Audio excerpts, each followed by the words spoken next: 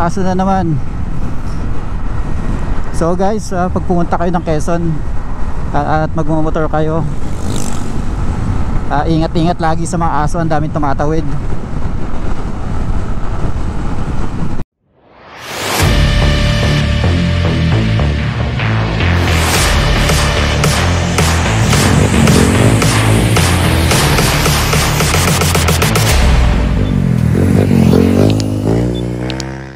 Good morning everyone, I'm back on the road.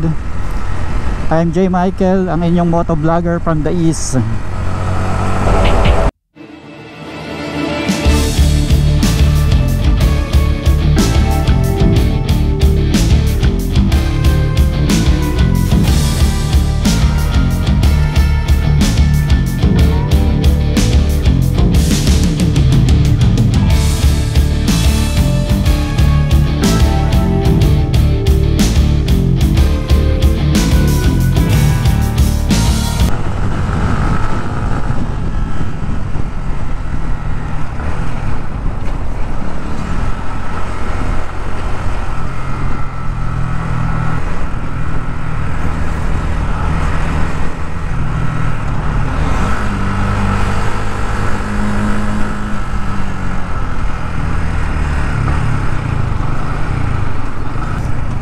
So guys, after almost 2 months na paggamit nitong Yamaha Sniper 2020,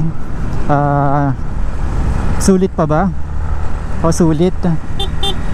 Actually, para sa akin, mas napil ko yung power nung pagkatapos ko siyang i-break in, at napaka-sporty pa rin talaga niyang gamitin. And wala naman akong ginalaw pa dito kahit ano. I mean, ibig kong sabihin, sa makina wala tayong ginalaw, stock pa rin siya. So eto, test natin yung ating motor kung sulit pa talaga. Nandito pa rin tayo sa Quezon Province. Medyo malayo tayo sa mga city driving, so pagdating sa traffic, pag-uusapan fuel consumption, iba yung ating fuel consumption kasi walang traffic dito. Although wala masyadong tao dito, mga aso naman napakadelikado.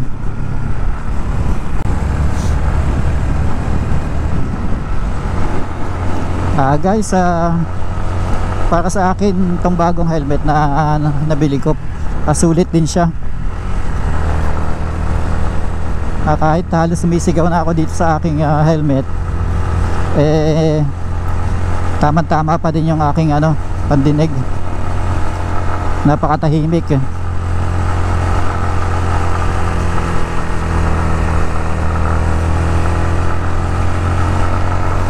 At saka ang ganda ng pit sa ulo. Ayan hindi siya umuuga, hindi rin masakit sa ulo.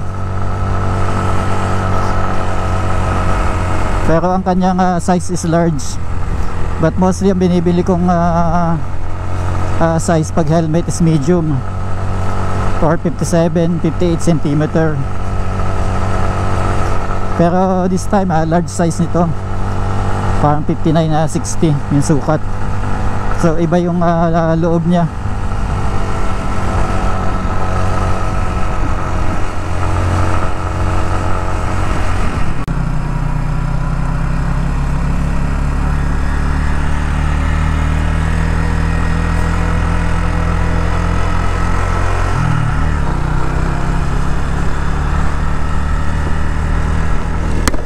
At saka yun, madali siyang buksan yung visor.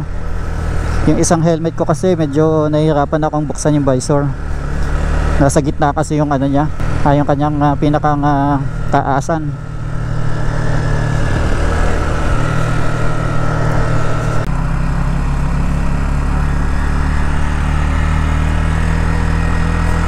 So far wala pa naman ako na-experience na engine check dito. Walang lumalabas pa yung kulay orange.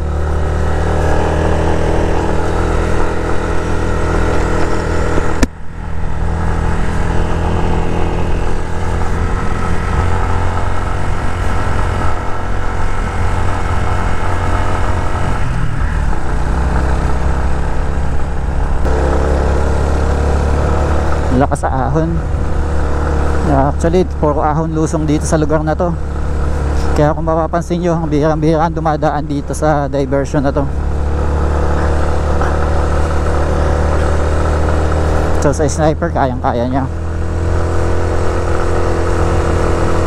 Ang sarap ng panahon, malamig.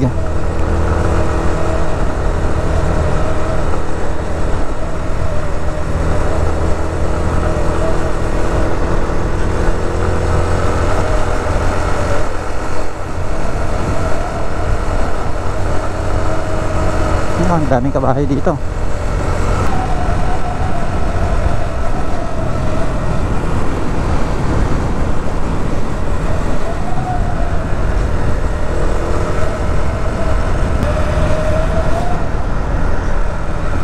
Napaka-relaxing sa lugar na to, guys.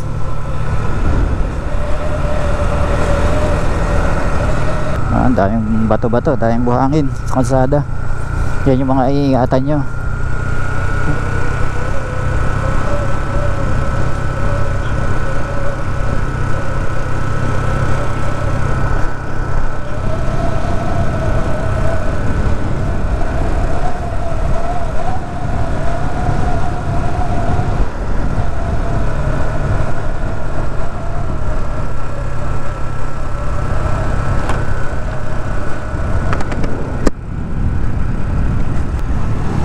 Sa mga bago nga pala, I'm J. Michael and welcome to my vlog.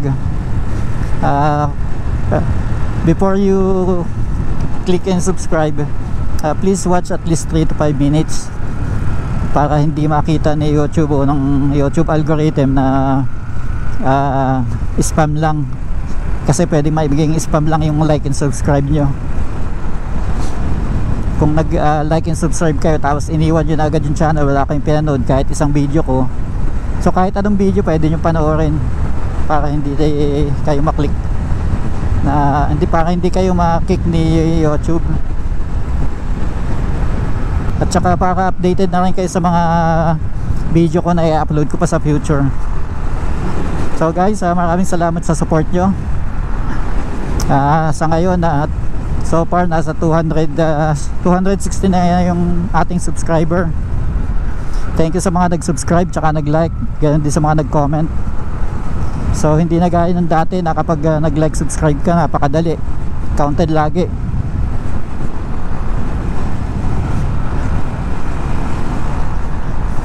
Tsaka wala namang mawawala sa inyo, guys, kung magla-like and subscribe kayo.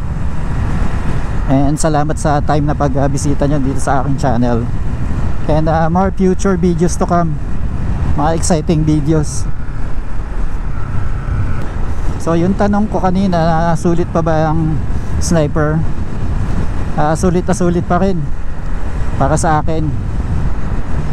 At sa presyo niya, napaka-reasonable niya. So sa handling, napakaganda pa rin.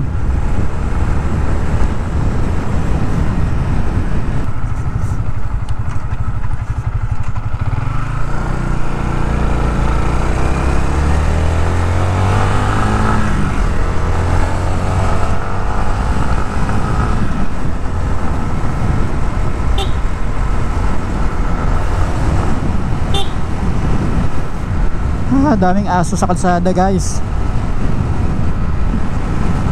So walang top speed na mangyayari.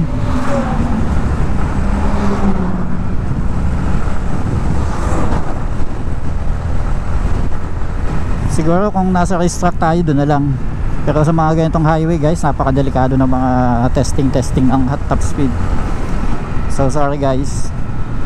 Hanggang chill ride lang tayo.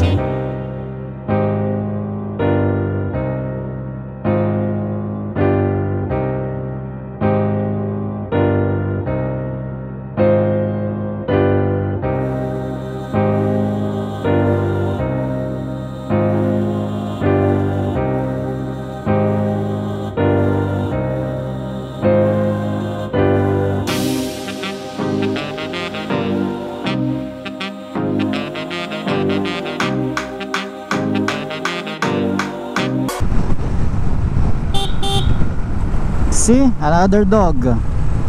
Yan sinasabi ko sa inyo guys, pag pupunta kayo dito sa province namin, dito sa Quezon, ingat kayo sa mga aso, hindi sa mga tao. Kasi yung mga tao dito mababait. Yung mga aso dito may kanya-kanyang sariling mundo.